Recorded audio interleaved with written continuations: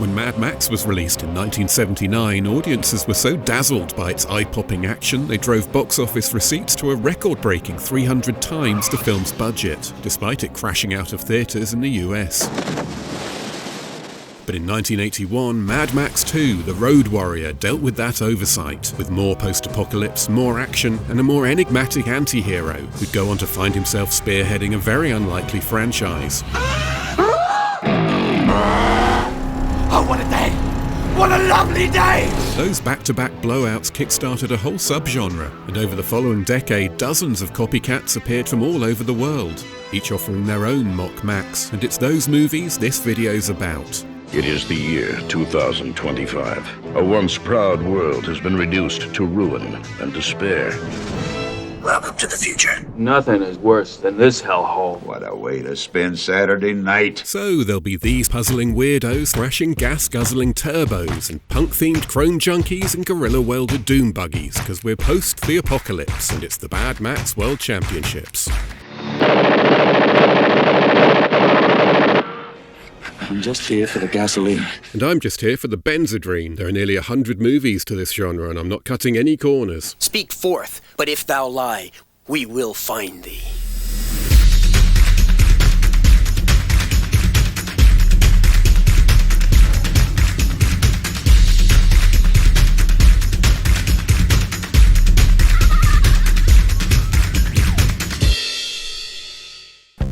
Wandering loners and apocalyptic wastelands of Maxploitation aren't really a feature of the original Mad Max, which takes place in an only slightly more degenerate than then near future, and features a more traditionally heroic Max, which might be why it didn't catch on in the States. People don't believe in heroes anymore. Although I doubt that ridiculous dub helped either. It was popular in Europe though, particularly Italy, as were Escape from New York and The Warriors, which is why the earliest Mad Max-influenced B-movies are set in New York, but made by the denizens of God's own Fugazi factory in Rome.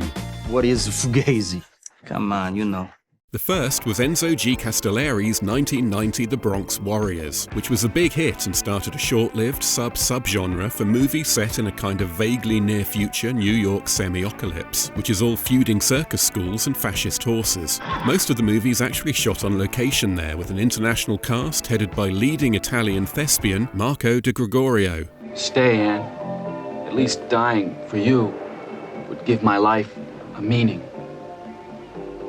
Gang leader Trash is dubbed by Brooklynite Stephen Loato, and the voice only reflects the demeanour, although they do become likeable during Trash's quest to rescue a runaway. He must decide whether the girl represents a trap or an opportunity, and then get his highly excitable motorcycle gang in line. I agree with Trash, it could just as easily be a trick. Bullshit! Bullshit! Yeah, let's wipe them out! Kill the bastards! This is our territory! You gotta fight to live! Kill the sons of bitches! I say attack! Look, it could be a pile of shit out of somebody's asshole. Rome did pure Maxploitation too, and we'll get to it, but this kind of hybrid was different. Bronx Warriors producer Fabrizio De Angelis was a fan of Escape from New York and obsessed with the Warriors, so he challenged original writer Dardano Sacchetti to write a similar movie featuring similar gangs and similar socio-political themes. Were up to me, I'd clean the whole goddamn borough with napalm, sizzle them out of existence. The lousy cockroaches think they own the whole f***ing borough. Look at them. Enough to make you vomit. Sequel Escape from the Bronx is much the same, only as you might expect, there's a little more Escape from New York in the mix. Kidnap their president. Kidnap the president? President of what? Like its predecessor, the strength of Escape from the Bronx lies in its authenticity, its visceral grit and use of real locations. But there's also a slightly more entertaining supporting cast. Antonio Sabato can always be relied upon to take things too far. And there's the marvellous Henry Silva, Headquarters. who's spearheading a plan to level the Bronx and build New Detroit in its place. Apparently it's high-stress work, so God forbid you get his coffee order wrong. No sugar, you idiot! How many times do I have to tell you, no sugar?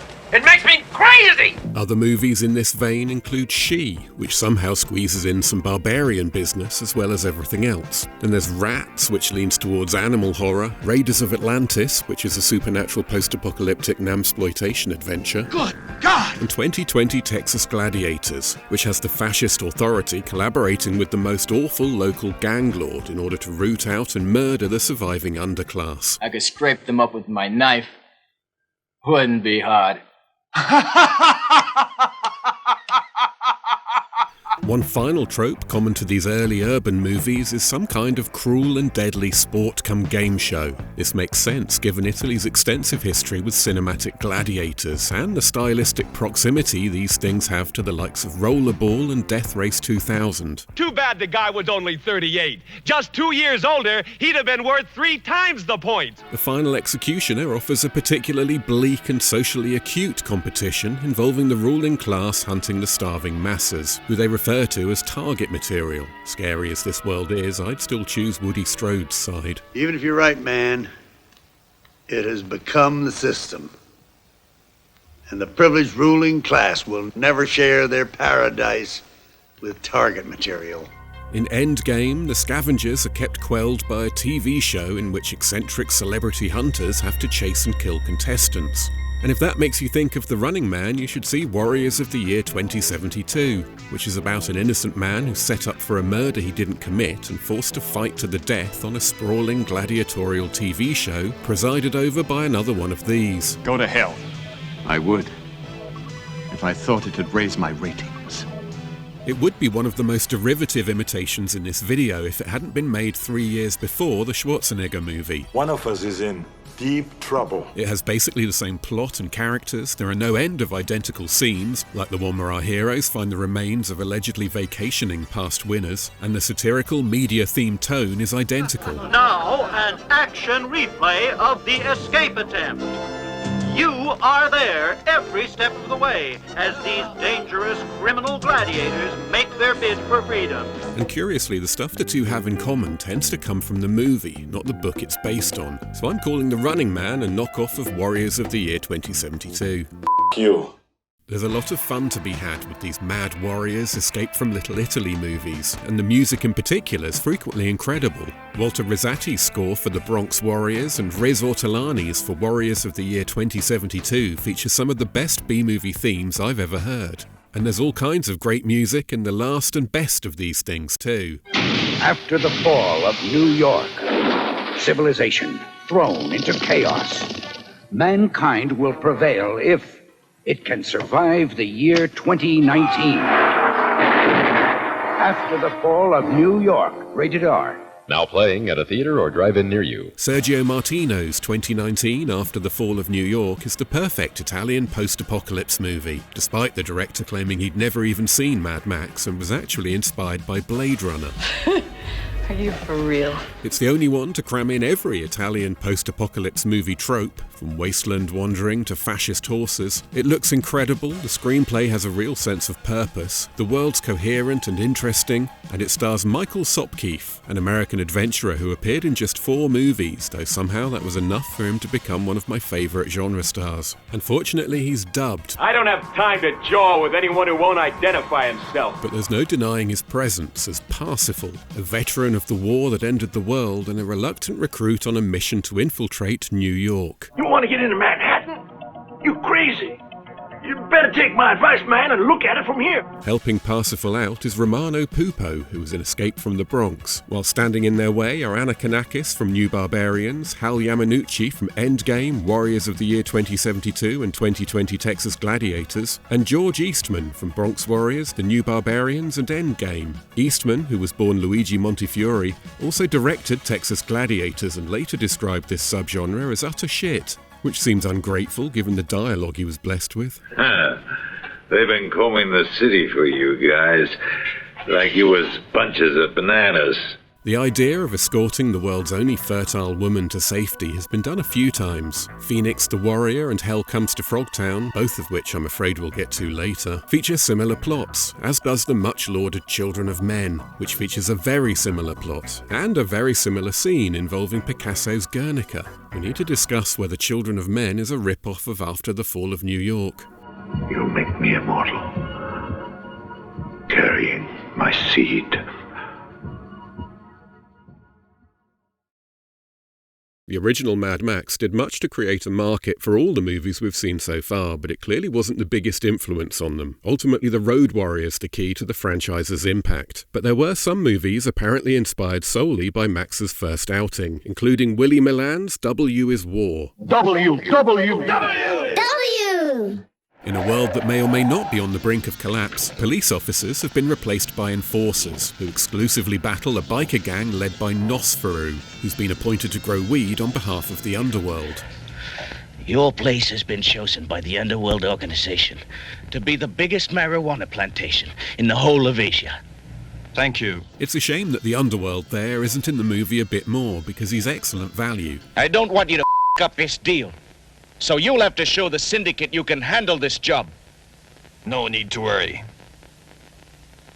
We will see about that. That's just a side plot though. The movie's really about Max stand-in enforcer W2, who essentially demands horrible things be done to him when he kills Nosferu's brother and then makes plans to live happily ever after. I'm so happy. Have you heard? I'm getting married. I love you so much. That's really great. I won't find another man like you. You're quite a catch. She's a real lucky broad. I love you. Who's she? No genre movie's going to allow that, but instead of taking the obvious route and murdering the bride, Nosferu castrates the groom. No! What's wrong? No! And thus begins the massacre of the stuntmen. The ensuing frenzy of revenge is so personal and profound it requires W2 to forge his own weapons and build his own Apoco car, all of which causes some concern among his friends. It's imperative W2 must be found. But sir, where do we look? Search in hell if you must! That's an order. If you're wondering how things end between Nosferu and the underworld loses. You're useless and stupid, you bastard! You're shit!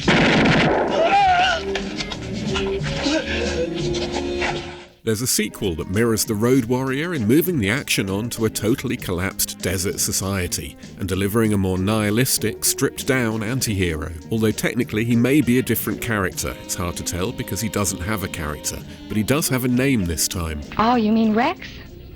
I met him at Death Valley. He's a warrior, Father. He really looks like a warrior to me. Oh, he is. He's a brave warrior.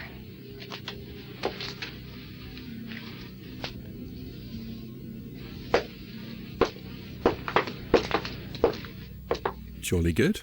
Like all the best post-apocalypse movies, it ends with a lightsaber duel that feels like it should be a metaphor for something, given our hero's condition.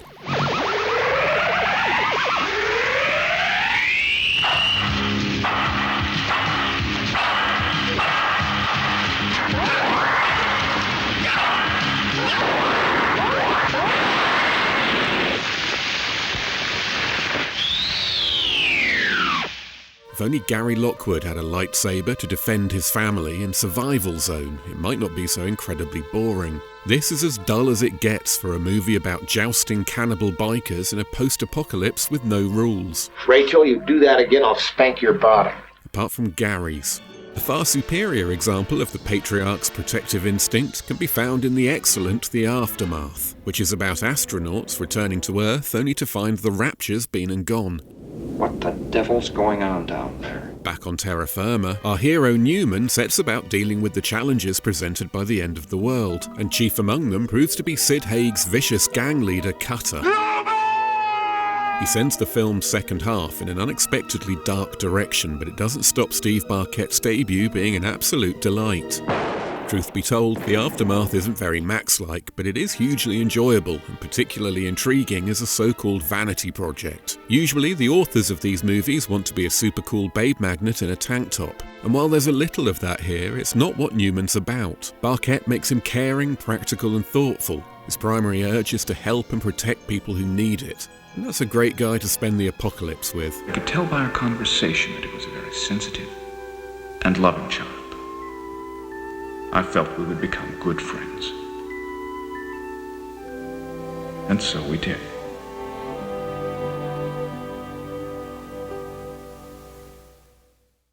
When The Road Warrior was released in 1981, it blew the doors off the whole genre, shifting the focus from how people manage during or immediately after an apocalypse to how people survive once everything's settled down again and they're facing a new norm. And despite Italy, the US and Japan doing most of the early running, it was Max's neighbours in New Zealand who offered the first clear-cut, full-blown example of what would become traditional Maxploitation.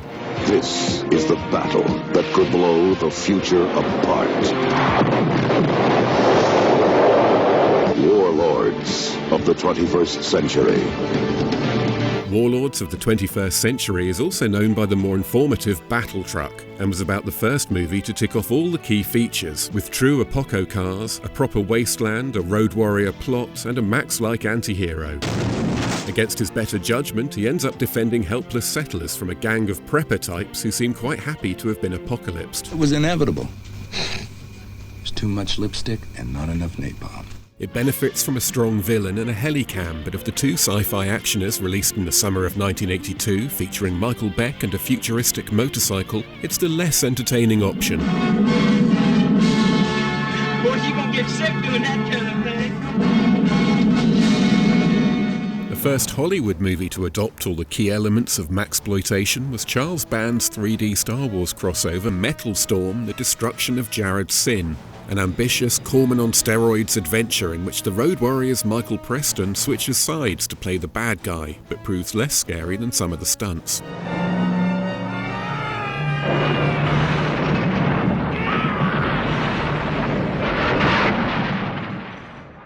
Back in the Philippines, the Road Warrior's influence was beginning to look profound because aside from Willie Milan's doodlings and the Sirio Santiago universe we'll get to in Part 2, there was the dreadful Warriors of the Apocalypse, which keeps threatening to get interesting before changing its mind. Yes, well, I once heard that they've had ritual blood sacrifices.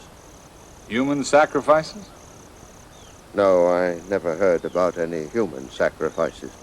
While its credentials are questionable, Turkey kind of had an early go at the Road Warrior with Last Step to Death, which has inevitably come to be known as Turkish Mad Max. Çetin İnanç's film stars Cüneyt Arkın as a leather-jacketed, sawn-off shotgun-wielding, strong and silent type. But plot-wise, it's an unrelated rescue movie in which Arkın fights his way across Anatolia.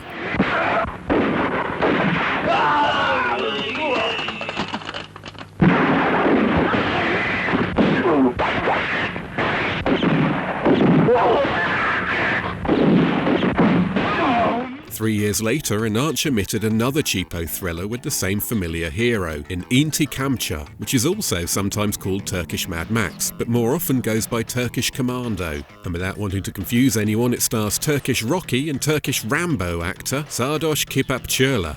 This time, the Max is at least out for revenge because a gang's killed his daughter, but it's surprisingly slow and there are only occasional reminders of who's behind the camera.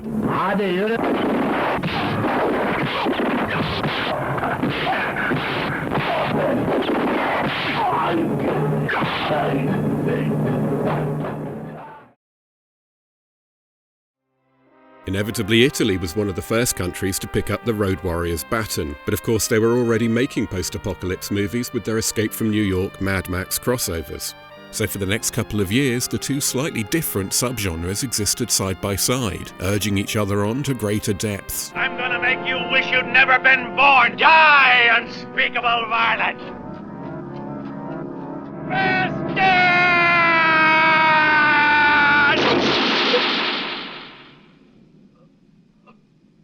Exterminators of the Year 3000, also known as Interceptor in a release that appears to steal artwork from the Mad Max poster, opens with an extremely faithful précis of the first two movies, beginning exactly as the original Max does with Outlaw v Main Force Patrol and Broken Down Caravan. After that, we cut straight to a tanker being pursued by a feral gang led by a familiar, if surprisingly eloquent, Weser-like. Charge! Once more into the breach, you mother grabbers, and purloin that water. Hit their flanks, you loutish lot of aberration! All this goes to show it's not what you do, but how you do it, because despite bringing nothing new to the table, other than a villain who talks like the Sheriff of Nottingham, Exterminators of the Year 3000 is an exceptionally enjoyable movie. Actually, it does bring something new to the table, because there's a drunk child with a bionic arm. What's the matter? Did I hurt you? No. I'm just fine. You're fine. I never felt so fine in all my born days. Presumably, the booze is a way of dealing with the PTSD. Even when he's sober, his brain's so fried he doesn't make any sense. Tell me again when the grass is green. Oh, it was marvelous. Today, we're finding things that are the color green. The color green. The work of Tonino Ricci is featured on Borrowing Blockbusters before, and I find it needs Trait Williams to make it tolerable. But with Rush, he gives us Bruno Minetti, aka Thor the Conqueror, and that isn't enough. How have you escaped contamination? I'm not saying anything to you creeps. Rush, because that's what he's called, is a near-mute Max who roams a post-apocalyptic wasteland in a comical little noddy car that makes him look ridiculous. And it's all terrible until the last act, but by then everyone's forgotten about Mad Max and we're watching Rambo v World War II. Any brownie points the movie earns with a half-decent finale are lost when Rush kills the bad guy by accident.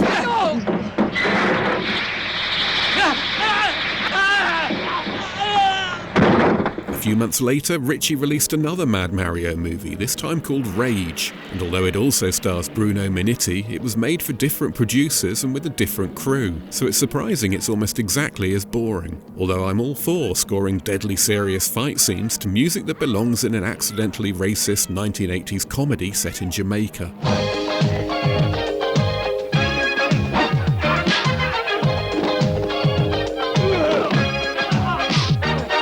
Rage, because that's what he's called, is another near-mute Max roaming another post-apocalyptic wasteland, this one having gone to pot when the world forgot about religion. But there's good news. Look, the greatest book of all time, Bible. Be careful. It could be a trap. Like Rush, Rage is far below the standard you'd expect from the usual Italian suspects. People like Sergio Martino, Joe D'Amato, Antonio Margheriti, and so on. The Christian angle does make it unusual, though, and delivers what by the standards of this genre is a hugely hopeful ending. It won't be easy to build up a new world, but no harm in trying, even if we don't have much to work with. After all, the old one was made out of scraps and dust and a used rib. Where does the Bible say that? I guess one man's meat is another man's poison, because what Rage credits as the solution to one apocalypse, Warriors of the Wasteland blames as the cause of another. Books. That's what started the whole apocalypse. Books. We can't say we weren't warned. No more books! Must wise men always cry aloud in vain while folly reigns among the people? No one knows. The style of the thing is kind of unique, because whenever it was that books destroyed the world, it was apparently after the invention of techno-cars, which the bad guys pilot in spacesuits and silly haircuts. Even the everyday Apoco cars have a futuristic theme with sci-fi bubbles and ejector doors. Stop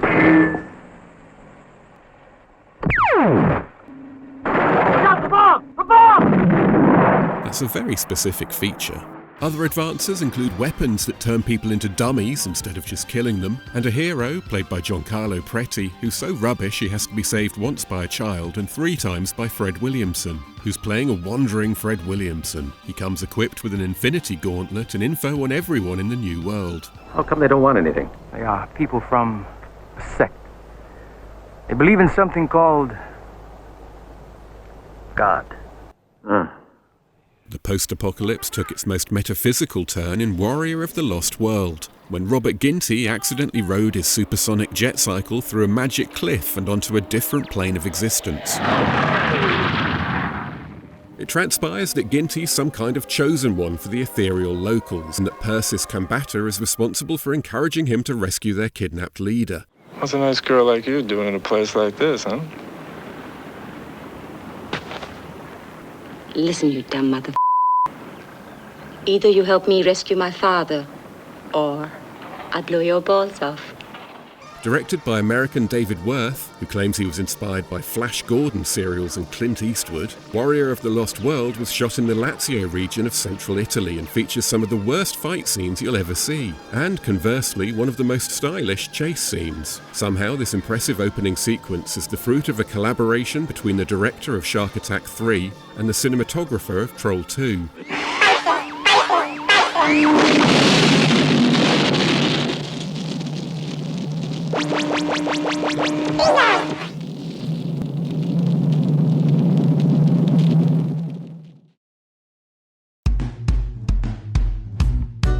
If we're going to keep accusing these good people of stealing from Mad Max, it's only fair we make sure we know what they're stealing and, if possible, where it originally came from.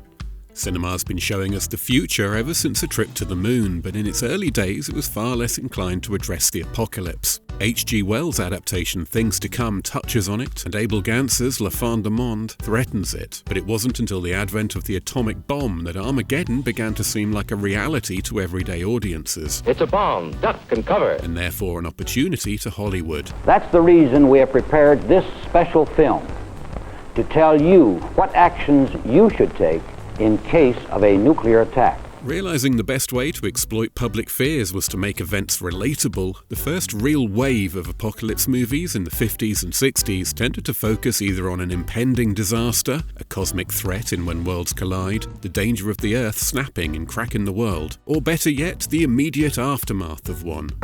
This is New York, as no man has ever seen it. Empty, deserted, its teeming millions gone.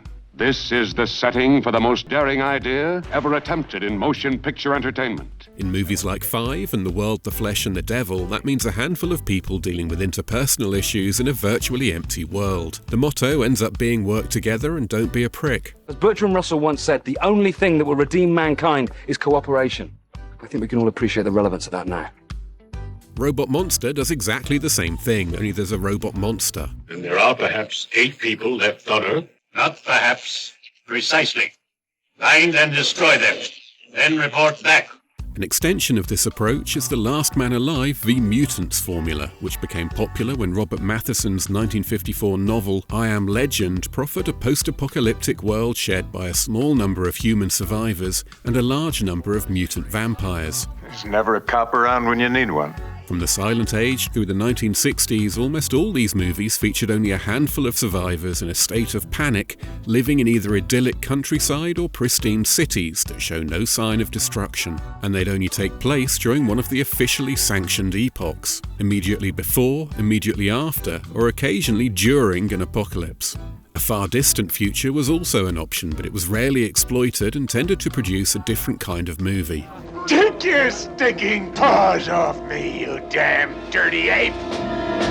It wasn't really until the 70s that we began to see movies featuring large numbers of survivors living in makeshift societies amid destroyed worlds, rather than empty ones. Usually this happens within the first couple of generations, which proves to be the butter zone for the genre. It's far enough away that it's feasible a new normal will have been accepted, with survivors facing a new frontier. Stop surviving! Start living. But not so far that they aren't still dependent on relatable and, more importantly to the filmmakers available, relics of the 20th century, or the 19th century if you're a hipster going for a thing. Focusing on this era essentially shifted the identity of the post-apocalypse film from that of a disaster movie to a western. I can see how you'd feel that way. But The Road Warrior wasn't the first movie to meet this criteria. Richard Eder of the New York Times says, brilliantly grotesque. The Austin Sun. This may be the best science fiction film ever made. A boy and his dog. A film that has become a cult legend. 1975's A Boy and His Dog is an L.Q. Jones satire based on the writings of Harlan Ellison, and it has a similar wasteland setting to The Road Warrior, and the people who live in it struggle with scarce resources, makeshift technology, and of course the inevitable. Now get that stuff off. Miller's acknowledged A Boy and His Dog as a key influence, and Ellison claimed the director called him to admit The Road Warrior ripped him off. But Ellison said that about everyone who wrote a sci-fi movie after 1965. That's my idea! You're stealing my idea! And it's not like A Boy and His Dog is the only post-apocalyptic wasteland satire of its time. Good evening. I mean that most sincerely. I am the BBC, as you can see. And here was the last news. Over the following years, other movies helped confirm the desert wasteland setting as a genre trope and introduced the idea of makeshift but cool vehicles as being central to life in the new world. I'm not sure if Miller ever saw Deathsport or Damnation Alley, but they each have a lot in common with the Maxverse too, as does 1979's The Ravagers, which was released just a week after Mad Max. The seas are poisoned. These movies suggest Miller's original film was part of a wider strand within the genre, and that it didn't spring completely out of nowhere. Of course, it isn't just post-apocalypse movies that Miller, co-writer James McCausland and producing partner Byron Kennedy drew on. Kennedy, whose influence on Mad Max can't be underestimated and sadly passed away during pre-production for Beyond Thunderdome, isn't on record for citing any influences, but Miller has always been unusually forthcoming, crediting Yojimbo, Shane, The Searchers, and The Good, the Bad, and the Ugly, but they've inspired most movies. Yeah, you're right. To sure as a turning of the earth. Miller also studied 1957 British drama Hell Drivers, Death Race 2000, Ben-Hur, Buster Keaton's The General, A Clockwork Orange, and in particular Stone, which is absolutely essential to Max's gestation. Right.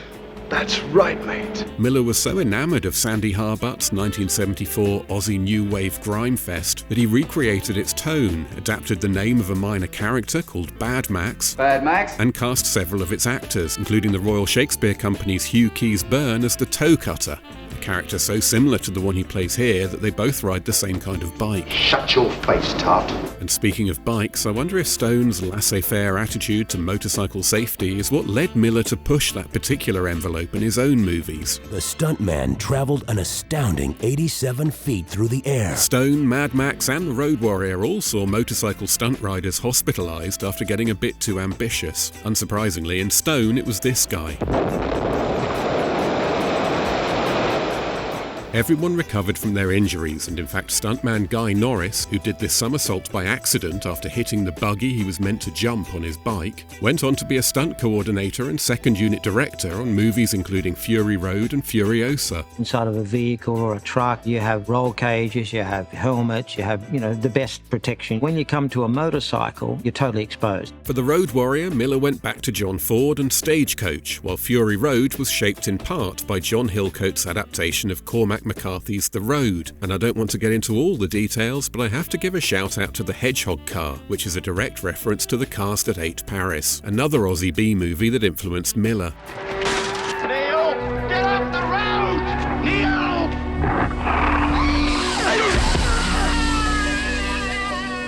But the overall influence Miller tends to cite the most are his experiences as an emergency room and also mobile doctor, treating mainly car crash victims at a time when Australian road deaths were spiking. In Australia, we had autocide rather than homicide.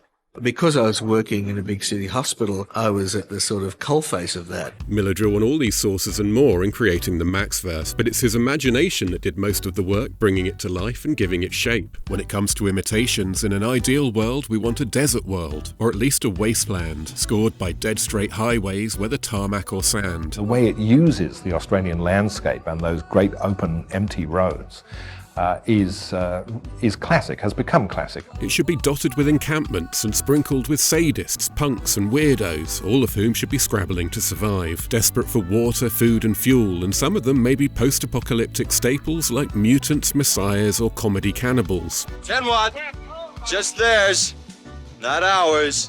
None were a part of Max's initial concept, but all are legitimate elements of Maxploitation, as is a nuclear-based apocalypse, which wasn't part of the original plan either. We just don't know what's happened. What has happened to the world? Where is everybody? Where are all the normal people? Nuclear war is by far the most popular means of bringing civilization to an end, at least in these movies, but the actual cause is quite unimportant, and as it happens, Battle Truck is about the only example of Maxploitation that follows the original Max's lead and pins everything on an oil crisis, although there are adjacent movies with the same theme. Firebird 2015, when having a full tank of gas makes you fair game.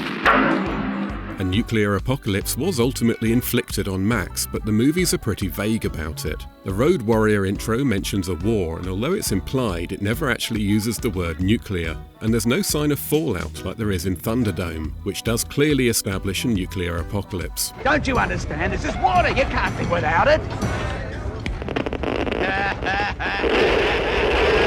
What's a little fallout, huh? Of course, the final essential is Apoco cars. It's like porn for people who like fast cars. The Mad Max series has been described as a love letter to the rip-snorting V8, which is putting it mildly. If it is, it's a love letter wrapped around a chair leg and until the gaskets blow. The dynamism and energy Miller gives all the vehicles is extraordinary, but Max's Ford Falcon V8 Interceptor in particular is shot with a messy reverence that's intoxicating. Nobody shoots a car the way Aussies do. They manage to shoot cars with this fetishistic lens that just makes you want to jerk off. Any exploitationeer who was unable to afford a selection of gorilla-welded death traps was at a disadvantage, because this is a genre built on leaf springs and guzzolene.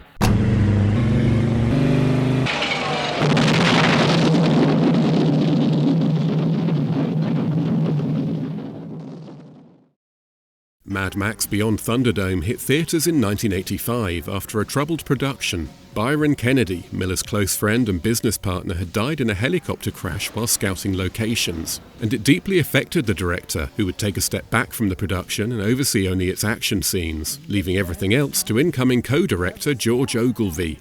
Maxploitation didn't really need another push, but this third film in the series finally realised that women could be more than just victims, and it seemed to inspire Hollywood to start playing with gender roles, kind of. You're bloody mad! Yeah, that's right, Granny. Mad Maxine! To do this bit without saying Mad Maxine. There are actually a couple of movies called Mad Maxine, but one's a short and the other's a porn. I remember a time of chaos, ruined dreams, but most of all, I remember the woman we called Maxine, the Bone Warrior. Getting back on track, Land of Doom is a two-people go somewhere and encounter marauders on the way movie, starring Deborah Renard as the capable one and Garrick Dowan as the useless one who tags along and has just one redeeming feature. Every man I've ever come across has either tried to kill me. Rape you? I haven't. Bravo! Bravo! It's not bad, but it is underpowered. It seems none of the bikers had ever ridden bikes before because the chases are comically low adrenaline and people keep falling off. Even worse, the French cannibal doesn't eat anyone. Okay, coming. But don't try to do anything funny. I have a real HC trigger finger. We wouldn't think of it.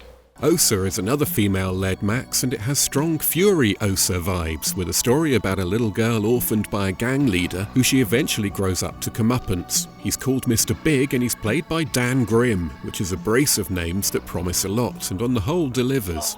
Got enough guts in you to kill a man? Let my mother go!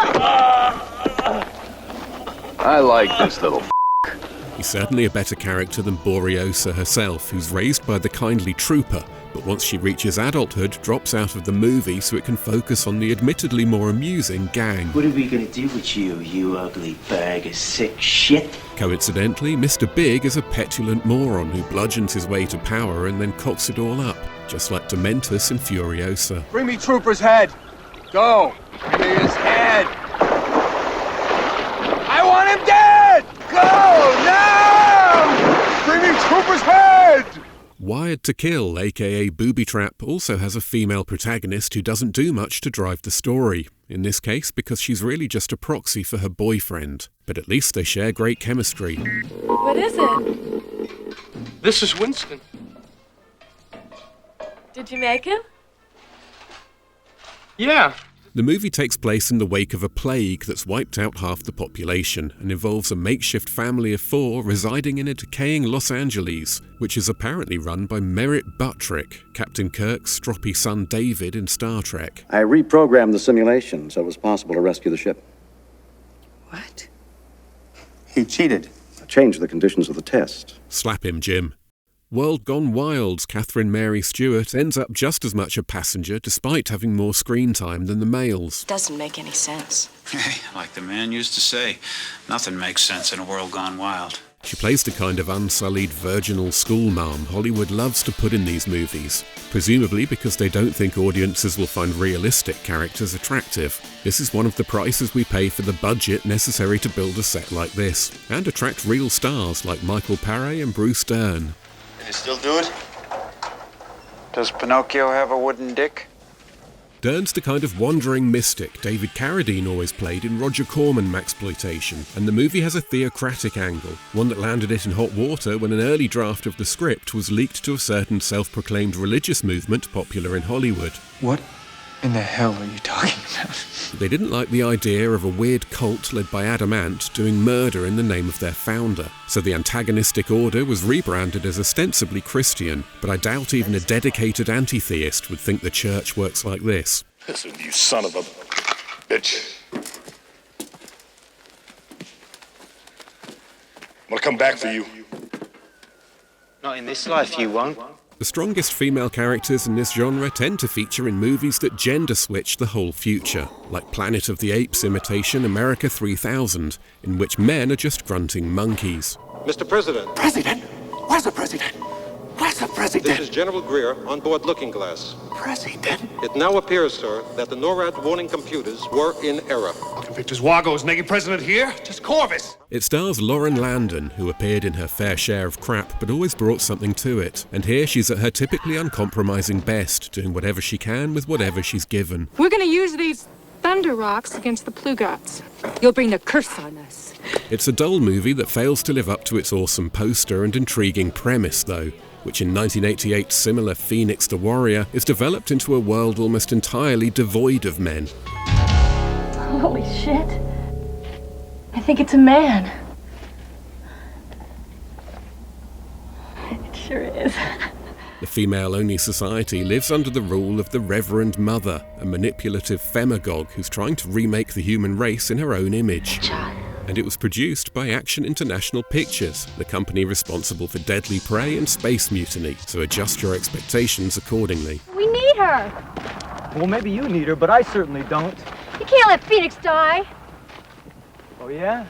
Just watch me. I don't need you. I'll do it myself. I'll rescue her all myself. Warlords also features a strong female character in Dawn Wildsmith's Danny, although she may just seem strong because David Carradine's so pathetic as male lead Dow.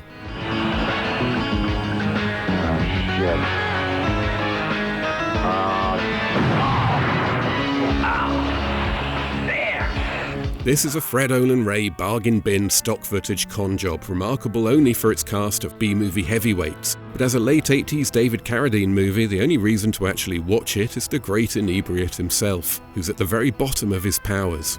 The warlord and I have been lovers for years. We planned this whole thing together. That's it. On low-budget movies like this, it's common to use doubles when a star's face isn't going to be clearly seen, especially when the star in question is being paid by the day or has a tendency to be incapacitated after lunch. But I wouldn't like to guess why Carradine's doubled by a bunch of old clothes in one scene. Remind me to break your neck when my arm heals. Just my luck, I get a crazy rickshaw driver for a nurse. It's very funny, especially once you think it may actually be him under there.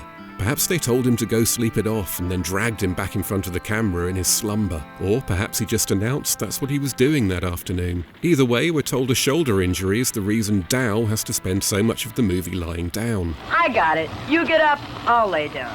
You can pull me for a while. Yeah, I'd like to pull you. By 1985, the Italians had pretty much moved on, but the rest of the world was still catching up. Canada's DEFCON 4 starts in the same place as Steve Barkett's The Aftermath, with the occupants of a spacecraft learning that Armageddon's kicked off without them. The baby died. He got the disease.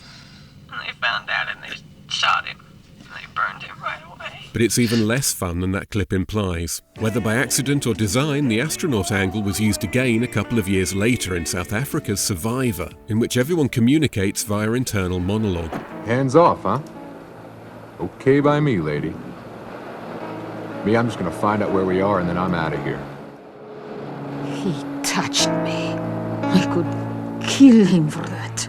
If we make the US the next stop on our world tour, then we can complete a hat trick of baffled returning spacefarers. Because cult filmmaker Brett Piper employed the trope in the charmingly lo-fi Battle for the Lost Planet, a mildly Max-like adventure in which a shenanigan gone wrong launches the mutilators Matt Mittler into space on a 5-year round trip, from which he returns to find aliens have invaded and mankind's gone feral. Yeah, I'd been out here for 4 years or so, living off the land. Nature provides. Then one day all these people came into the woods. They were starving, they were lost, they're looking for food. And you took them in? I shot them. He teams up with quaint stereotypes of woman, gang leader and scientist, who we know is a scientist because he wears a lab coat to protect his rags and says clever things like this. I was too busy trying to understand the alien physiology. It never occurred to me to think backwards. That's the price of being a genius, I suppose. Although they destroy the world in the process, they are successful in vanquishing the Izags, who are absent from sequel Mutant War but have left behind their delightful matte paintings and stop-motion effects.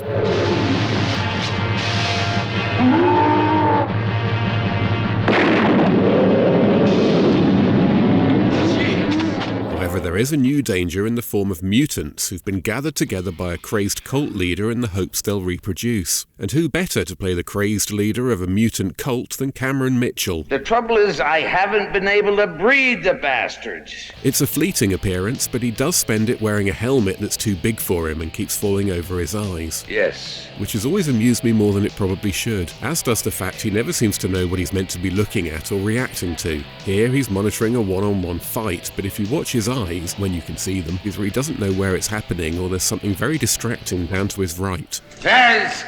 Kill him! Kill the son of a bitch! Kill him! A flying visit to the Philippines turns up Desert Warrior, but we'd be wise to leave it there. What? Are you out of your mind? Mike Cohen's in it, the professor from For Your Height Only, and so's Lou Ferrigno, dressed as a barbarian for some reason. It doesn't seem odd at first because it's Lou Ferrigno. Of course he's dressed as a barbarian. Then you notice everybody else is wearing people clothes. So did they make him dress like that, or was it the only way he'd appear? Yes, the whole community is at stake. They have violated the law. Therefore, they deserve their fate. Moving on to Europe, in 1987, France gave us the lavish Terminus, about a transnational truck race that only involves one truck, which was designed by Hobb from RoboCop 2. Fantastique! And is driven by a jive-talking AI. Okay, but give me a couple of seconds.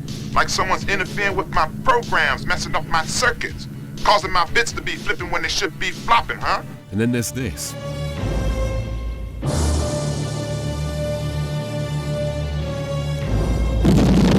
Just as odd, but in a less odd way, which I think makes sense, is Italy's Interzone, which is about an order of monks protecting the last fertile patch of earth from marauders. Damn them old, miserable, piss-elegant fairies. That uses the same creative team and production methods as Troll 2. And even less promising than that, it stars Bruce Abbott alongside bodybuilder Tegan Clive. Looking to Abbott for an interesting performance is like looking to Klaus Kinski for a boring one, and Clive's best known as the Alienator in Alienator. So don't turn up expecting to be wowed by the performances, unless it's these two. Can I have a puff of that cigarette? Sure like to be manhandled by that mantis. Just listen to him. Yeah, you know it. Gee, what have you been doing? You look great. Where do you work out? I'd sure like to get in shape like you are. You're in pretty good shape, though. Yeah. Hi, I'm Michael Dudikoff. Welcome to Cannon's Action Adventure Theater. It's no surprise that hard-hitting action films are at the top of my list when it comes to pure, no-holds-barred entertainment. And there are definitely no holds barred on the battleground of the urban warriors.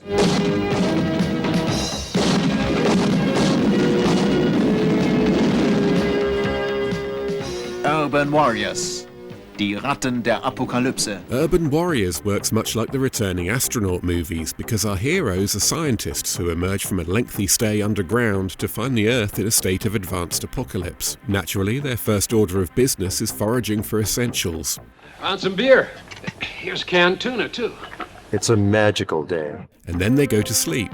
This proves to be a mistake because despite the fact the stores haven't even been looted yet, there are already roving biker gangs out to kill the normies. Down one man by the time they wake up, our intrepid heroes determine to find others like them and begin their quest by going back to sleep. Good night, Brad. Same to you, buddy. What was it Michael Dudikoff's teleprompter said? It's a science fiction thriller beyond your wildest nightmares. When a woman joins the group, it lends the world a little hope because she seems to have her head screwed on, but it all turns out to be an act. Are you crazy? No, she was after your spinal marrow. She needed to survive like the rest of us, only she was going to take it all for herself. Ah, it was their spinal marrow she was after, not their tuna. I can't believe it. I'd usually be winding things up about now and we'd be seeing whether the asylum had bothered trying to make a movie this time. But you don't deal with Maxploitation that easily, so there's a part 2, which means I don't have an ending. Fortunately though, fate has brought us to one of the best worst post-apocalypse movies ever made.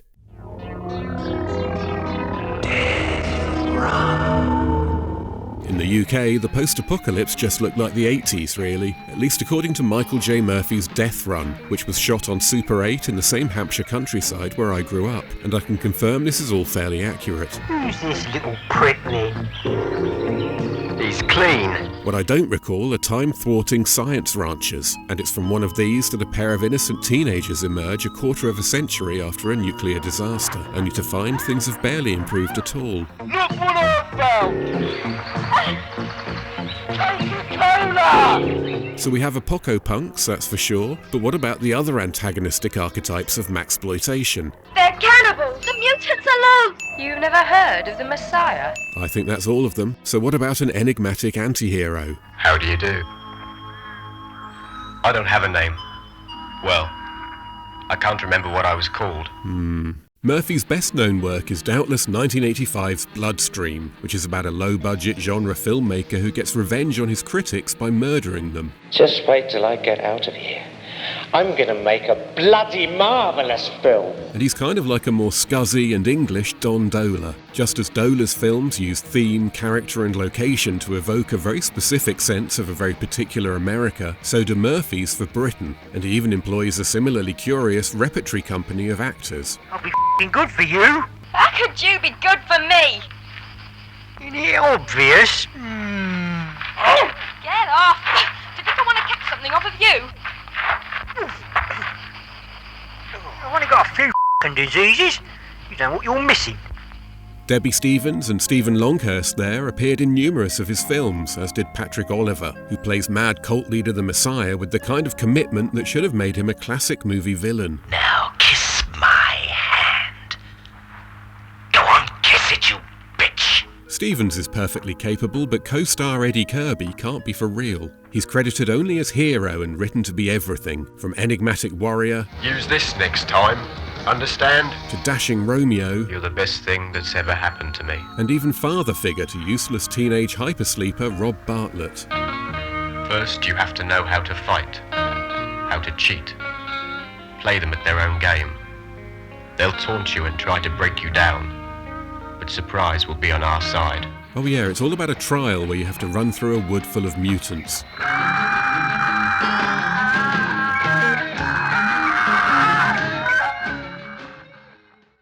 We've run out of time just as the genre hits peak stupid, but at least that means it'll be all downhill in part 2. It's playtime. The longer thou skate, the less thou fall. I'll remember that. Amanda slept with a robot? I don't know. Tell me who this man was, or I'm gonna fry your balls. I gotta think of everything. You ain't not microwaving me. You're already dead. You talk too much. You know this knob shiner. Eat left, froggies. Button your lip, short dick. It's over! Fucking kill somebody! Got any water? Never touch the stuff. Want a beer? Sure.